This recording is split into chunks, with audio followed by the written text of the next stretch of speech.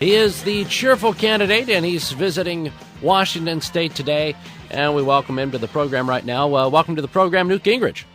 How are you? And I guess I am a cheerful conservative because I think we have the answers to get America moving again, and I think we represent the values of most Americans. So why not be cheerful?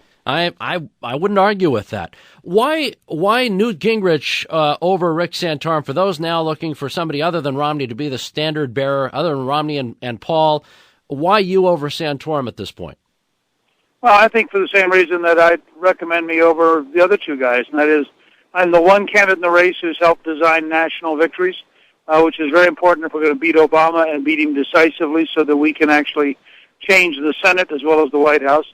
I'm the one person who's helped implement very large-scale change, whether it was the Reagan tax cuts of 1981 or the campaign to defeat the Soviet Empire or welfare reform where 2 out of 3 people went to work or went to school, or the first tax cut in 16 years and the largest capital gains tax cut in history, or the Balanced Budget Act of 1997, which led to 4 consecutive balanced budgets, the only time in your lifetime that we balanced the budget for 4 straight years. So it's more than being able to read a speech or have good talking points from your consultants. You also have to know, if you win, could you actually get Washington to work?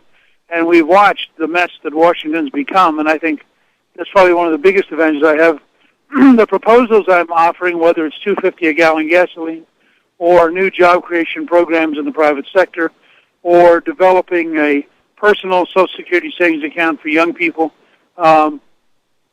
these are ideas big enough to get America back on the right track, and I think that they distinguish me from the more traditional politicians. The other 3 guys are all, each in their own way, relatively normal political figures, whereas I think that I'm much more in the Reagan tradition of very large-scale change. Let's pause on the $2.50 gasoline for a moment, because I filled up today and I almost paid, I paid $3.84 in Tacoma for gas, and we're not even close to summer yet.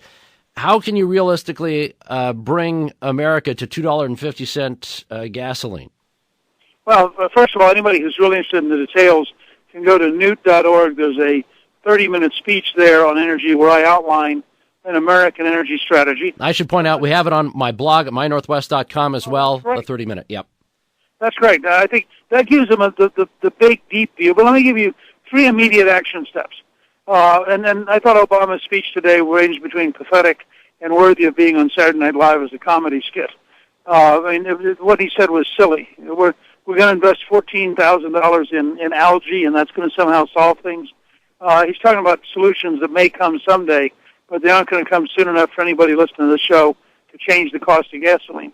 The fact is, 1, you could approve the Keystone Pipeline.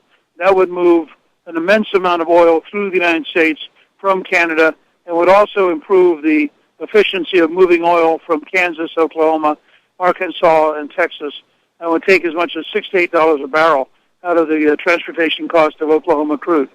2, you could reopen the Gulf of Mexico in an open kind of way, get back to the level of activity they had 4 or 5 years ago. That would be a 400,000 barrel a day improvement. 3, you could open up areas in Alaska that would be probably worth about 1,200,000 barrels a day. So those are just the starting points. When you look at North Dakota, which is the great success story of the last decade, all of it on private land. This is what makes it so outrageous that Obama claims credit as he did today in Miami. I mean, the Obama administration has done everything it could to stop oil development on government land. In North Dakota, unfortunately for liberals, the oil was on private land. It's now being developed. They now have 25 times, not 25%, 2,500% more oil in North Dakota than the U.S. government thought was there. They have 3.5% unemployment, and that overstates it because they've got 16,000 to 18,000 jobs they can't fill because they require specialized training, and the 3.5% that are unemployed don't have the right training. Finally, they have had 7 straight tax cuts in the state government, and they have a multi-billion-dollar rainy day fund for a state government whose budget's $2 billion a year. So we have living proof in North Dakota that you can do it. If we opened up federal land and if we opened up offshore, we would, by the end of this decade, be the largest oil producer in the world. We would be independent. No American president would ever again bow to a Saudi king. and the people that are listening to us today would be paying $2.50 or less for their gasoline. By the way, just so people know, this is not some science fiction thing. When I was Speaker, we paid $1.13 on average for gasoline, and when Obama was sworn in, it was $1.89. So the idea of getting back to $2 or $2.50 is not some wild idea. It just gets us to the pre-Obama America. What do you say about Obama's his claim that the reason the Keystone Pipeline didn't work out is it's all the Republicans in Congress's fault? That sounds like Barack Obama. He's gone from "Yes, we can" as a slogan to "Why we couldn't." I think it's pretty sad. In Washington State, the legislature passed a redefinition of marriage, and you've come out against that, and you said, look, there's a lot of religious liberty issues at stake. Can you elaborate on that? Sure. I mean, the next stage in places like Massachusetts is they start outlawing Catholic adoption services and evangelical adoption services because they only allow adoption to marriage between a man and a woman, and so you start inch by inch encroaching on religious liberty and imposing a secular definition of life. And I think it's a very dangerous trend that we're in, and it's one which Governor Romney participated in. He ordered Catholic hospitals to issue an abortion pill as part of their emergency services, and that was directly in violation of the Catholic Church's values and is fundamentally wrong. There's a story today, not exactly the most trusted name in news, but the Huffington Post was linking up a bunch of polls showing that Republicans are struggling with female voters, and they point out Newt Gingrich struggles most of all. How would you attract female voters to the GOP, and what's your response to this idea that you don't understand the needs of women? Well, let's start with $2.50 a gallon gasoline. I'll bet you every woman who is driving, listening to this radio program, has noticed the cost of gasoline when they went to fill up their car. Women do a great deal of taking the kids around, taking mom to the doctor, going to the grocery store, going to work. You look at the total number of miles women drive every day. I think they notice pocketbook issues more than men do. And I think that there's a very strong case to be made that a Republican administration would, in fact, be better for their pocketbook than Barack Obama has been. Women also worry about their kids getting a job. And they look at the current unemployment rate. I mean, 43% unemployment among black teenagers. It should be totally unacceptable to every American. And I think that you have a number of steps. Women also are very, very security conscious.